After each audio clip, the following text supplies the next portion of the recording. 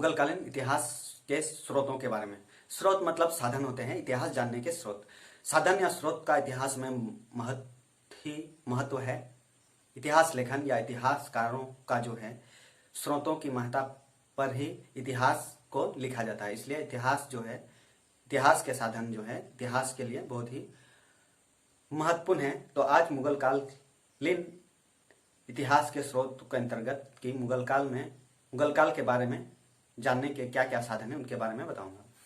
स्रोतों के बारे में अगर चर्चा करें तो दो महत्वपूर्ण स्रोत होते हैं, एक साहित्यिक, दूसरा पुरातात्विक। आज पहला है साहित्यिक स्रोतों में तुजुक बाबरी, जो बाबर की स्वयं की आत्मकथा है और यह अब्दुल रहीम खनखना ने फारसी भाषा में अनुवाद किया है और यह बाबरनामा कहलाती है। तुजुक बाबरी जो बाबर ने स्वयं तुर्की भाषा में लिखी है, जो स्वयं की आत्मकथा है और इसकी तत्कालीन इतिहासकारों ने भूरी भूरी प्रशंसा की है। A.S.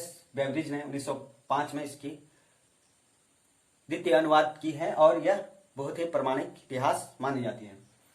एस लेनपुल का कहना है कि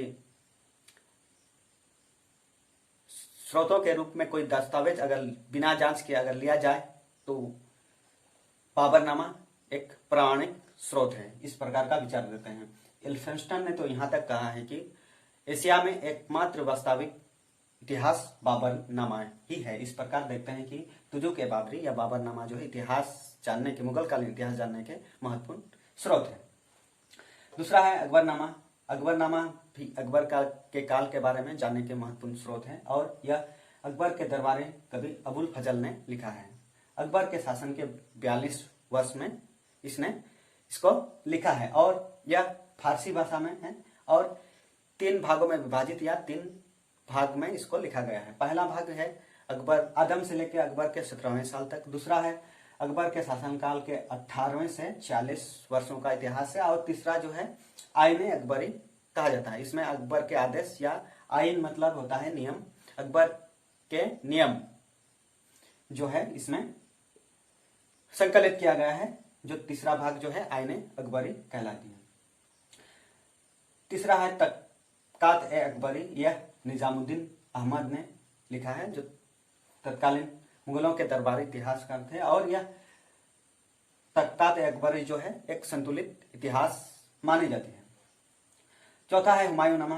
हुमायूंनामा जो है गुलबदन बेगम ने लिखी है। गुलबदन बेगम जो है बाबर की पुत्री और हुमायूं की बहन थी।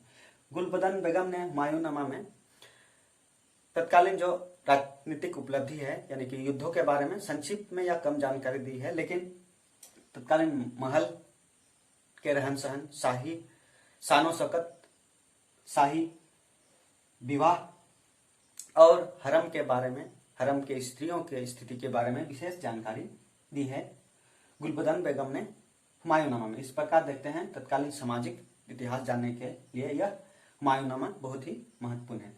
साथ ही साथ विदेशी साहित्य या विदेशी स्रोतों को भी मुगलकालीन इतिहास जानने के स्रोतों के रूप में देखे जा सकते हैं। विदेशों के यात्री वृत्तांत के अंतर्गत अरब, चीन, यूनान, फारसिया, तुर्की, यूरोप आदि के यात्रियों ने मुगल काल में यात्रा किया और अपना विवरण दिया है, जो मुगल काल इतिहास जानने के स्रोतों के रूप में भी जानी जाती है। दूसरा है पुरातात्विक। पुरातात्विक स्रोतों के अंतर्गत पहला स्मारक। स्मारक के अंतर्गत जो है तत्कालीन समय में भवन, मूर्ति, मंदिर आदि महत्वपूर्ण माने जाते हैं। तत्कालीन समय में जो है समकालीन शासक जो हुए मुगलों के अलावा राजपूत शासक, तो कैलाश मंदिर जो कांचीपुरम है यह भी इतिहास जानने के स्रोतों के रूप में लिया जाता है और बृहदेश्वर मंदिर जो राजराज के समय में निर्माण किया गया है यह भी महत्वपूर्ण है। और मुगलों के अंतर्गत जो शाहजहां का ताजमहल जो है अपने बेगम के याद में बनवाया था, यह भी महत्वपूर्ण स्मारक जो है इतिहास जानने के स्रोतों के रूप में देखा जा सकता है। दूसरा है मुद्रा। मुद्रा भी तत्कालीन समय या मुगलकालीन इतिहास जानने के स्रोतों में महत्वपूर्ण है। तत्कालीन समय में मुद्रा के द्वारा आर्थिक जानकारी पर विशेष प्रकाश पड़ती है और जैसे सांकेतिक मुद्रा जो तुगलक वंशों ने सल्तनत काल में चलाए थे, से तत्कालीन आर्थिक स्थिति के बारे में जानकारी मिलती है कि उनका आर्थिक स्थिति बहुत ही कमजोर हो गई थी। मुद्रा से ही धार्मिक स्थिति के बारे में, सम्राट के धार्मिक स्थिति के बारे में जानकारी मिलती है, कला के बारे में जानकारी मिलती है, व्यापार वाणिज्य के बारे में भी मुद्रा से जानकारी मिलती है। इसलिए मुद्रा भी इतिहास जानने के स्रोतों के रूप में लिया जाता है। तीसरा है अभिलेख। अभिलेख भी इतिहास जानने के या मुगलकालीन इतिहास जानने के स्रोतों के रूप में महत्वपूर्ण है। तत्कालीन जो अभिलेख होते थे वो शिलाओं में, स्तंभों में, धातु पत्रों में, मंदिरों आदि में अभिलेखित होते हैं। इन अभिलेखों से तत्कालीन जो वंश होते हैं, सम्राट या राजाओं के, उसके बारे में प्रकाश पड़ती है और तत्कालीन जो शासक हैं उसके तिथि क्रम में भी प्रकाश पड़ती है कि कौन सा शासक या कौन सा बादशाह ने कितने से कितने सालों तक, कितने वर्षों तक शासन किया। इसलिए अभिलेख भी इतिहास जानने के महत्वपूर्ण स्रोतों में से एक है। साथ ही साथ देख लेते हैं प्रमुख इतिहासकार मुगल काल या मुगल दरबारों के अंतर्गत जो इतिहासकार हैं उनके बारे में चर्चा करते हैं। अब्दुल कादिर बदायूनी, जो ये अकबर के असफल कार्यों के बारे में उल्लेख किया है, जो यह इतिहास को संतुलित करता है, क्योंकि किसी के बारे में जो है, जैसे अबुल फजल अकबर के बारे में चापलूसी टाइप का इतिहास लिखे गया है, तो अब्दुल कादिर बदायूनी के जो लेखन है उसकी अध्ययन से यह संतुलित हो जाता है कि क्या सही है क्या गलत है। इस प्रकार अब्दुल कादिर बदायूनी का जो है इतिहास में प्रमुख स्थान है।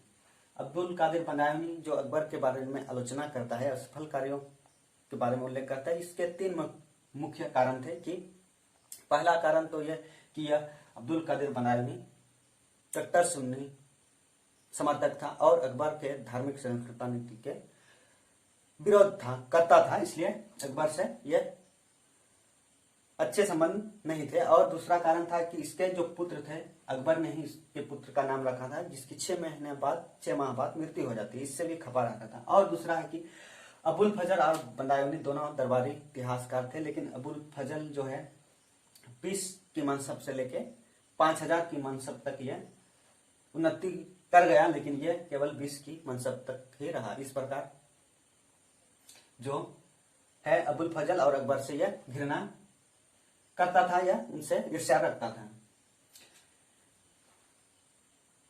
साथ ही साथ दूसरे उसके महत्वपूर्ण इतिहास में देखते हैं मुंतखब उल तवारीख, जो 1591 में पूर्ण हुई थी, और तर्जुमा ए महाभारत, जो राजनामा के नाम से जानी जाती है, 1582 से 84 ईस्वी के बीच में पूर्ण हुई। इसके साथ साथ ही तर्जुमा ए रामायण भी इसने अनुवाद किया है, जो 1584 के बाद और 1591 में पूर्ण हुई थी।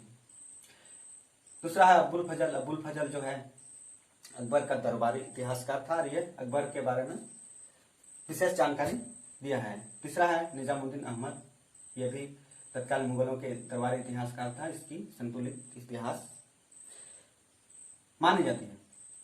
फ्रैंकोई बर्नियार जो है फ्रांस का यात्री था और 1698 में यह सूरत पहुंचा था। इसकी लेखों द्वारा शाहजहां, दारा शिकोह और औरंगजेब के बारे में तत्कालीन समय के राजनीतिक, आर्थिक और सामाजिक इतिहासकार के बारे में जानकारी मिलती है।